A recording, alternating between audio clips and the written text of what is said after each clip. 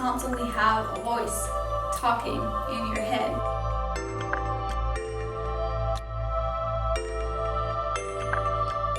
Hey guys, welcome back to my channel. So today is a more relaxed video. Today is not about beauty. If you came here for beauty, you can exit this video right now, but I do invite you to sit through this video, get comfortable on your couch, in your bed, or wherever you walk. Get a cup of tea, coffee, wine, you know, whatever floats your boat, and let's do this. So today I wanted to talk about a passion.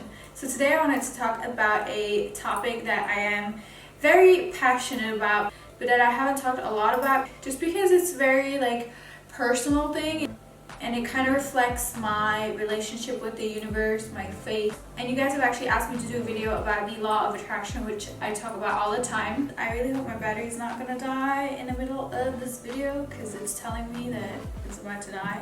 So you might have heard about the law of attraction a lot.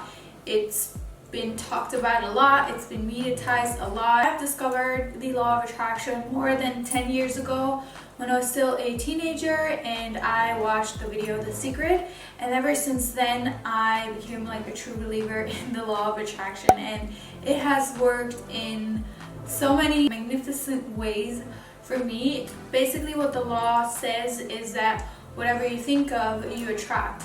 If you think positive thoughts, you attract positive thoughts and things and what you think of, and if you think negative thoughts, you attract negative things in your life. So that is basically what the law of attraction is about, and it has worked in tremendous ways for me.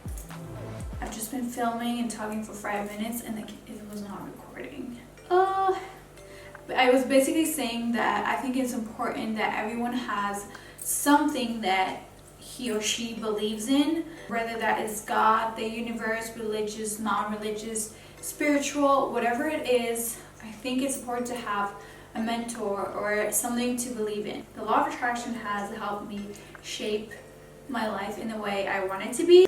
Of course, I'm not a master. There's still a lot of things that I want, but I see life as constantly evolving.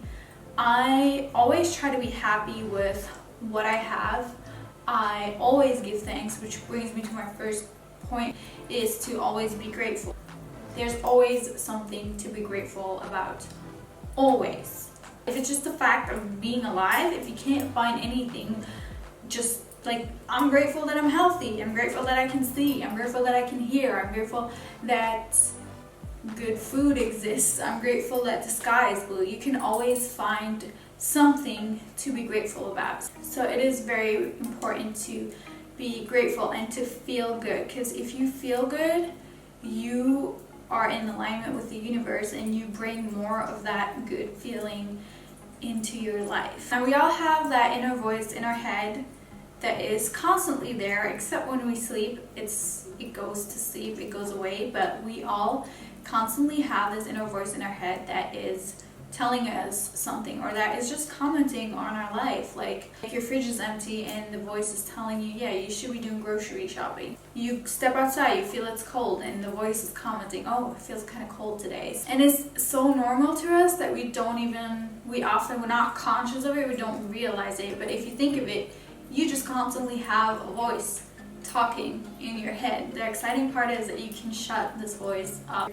The best way to silence it is through sleep or meditation, because during both of these activities the voice shuts down. And have you noticed that that voice always has something negative to say? The voice is so criticizing, and the voice is always criticizing, always commenting. And over the years I just learned to snatch myself back real quick and just to tell the voice to shut up. I don't encourage you to do that in public, because if you start being in your head and telling yourself to shut up out loud, people are gonna wonder what's wrong with you. And we all do it. It's completely normal. We all get caught up in our daily life. So how does the law of attraction work? How do you apply it in your daily, also busy life? First, you need to ask, which requires knowing what you want in life, knowing what people you want to spend your life with, where you want to spend your life with, who you want to spend your life with, how you want to spend your life, what do you want in life. Do you want a new car? Do you want a new house? Do you want a new job?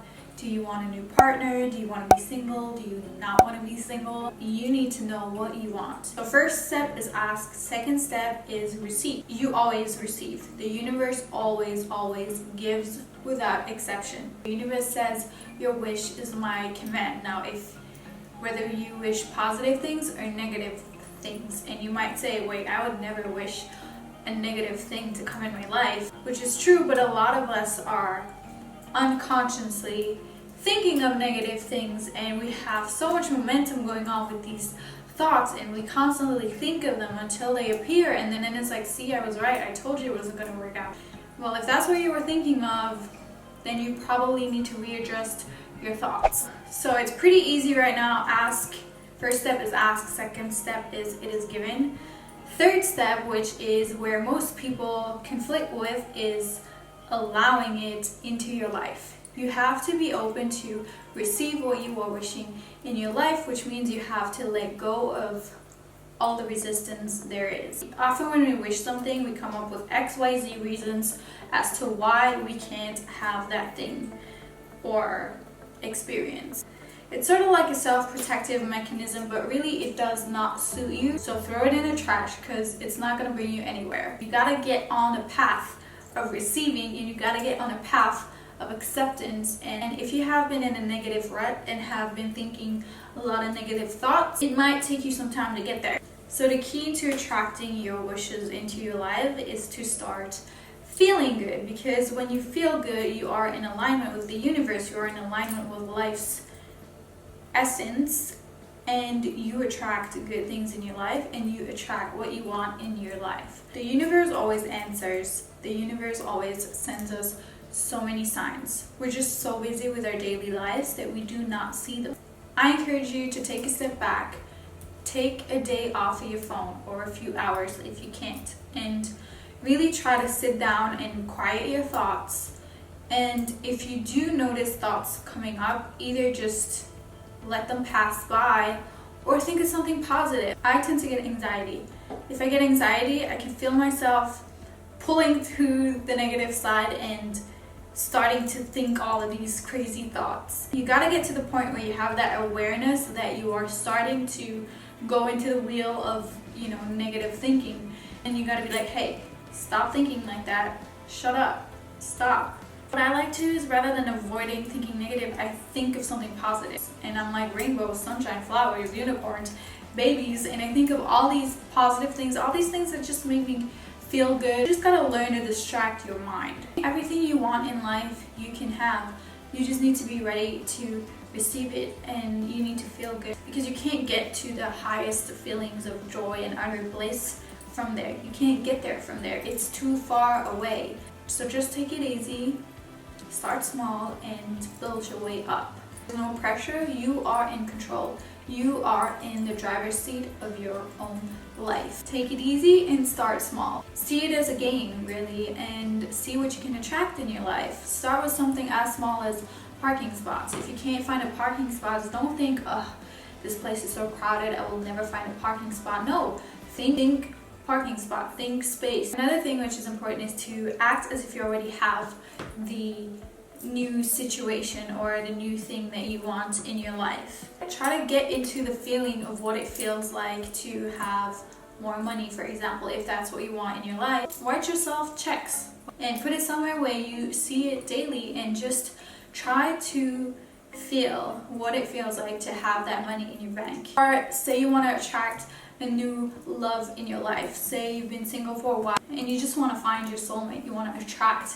that person in your life. Try to feel the love. So in your home, try to pretend as if a second person was already living there, which sounds kind of weird, but often people that have been single for a very long time, they, for example, have a lot of things that show singularity in their home. For example, they would just have one flower in their home instead of having a full bouquet of flowers. They would have only one single bed instead of having a double bed, or they would have just a pillow for themselves instead of pillows for two people. You need to show the universe that you are ready to receive what you want in life. And this is funny because I actually attracted my current love with The Secret, and I wrote down everything I wanted in a partner.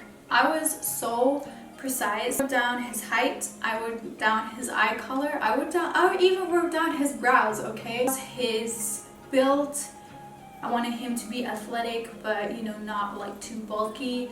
I wrote down so many things. I even wrote down that I wanted him to have a sister.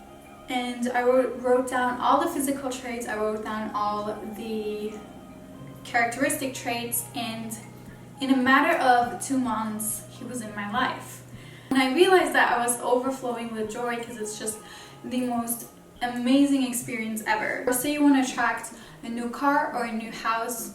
Whenever I wanted a new car, I wrote it down and I said, I have my new car by, let's say, June 2017 or by December 2017. That actually happened with my previous car.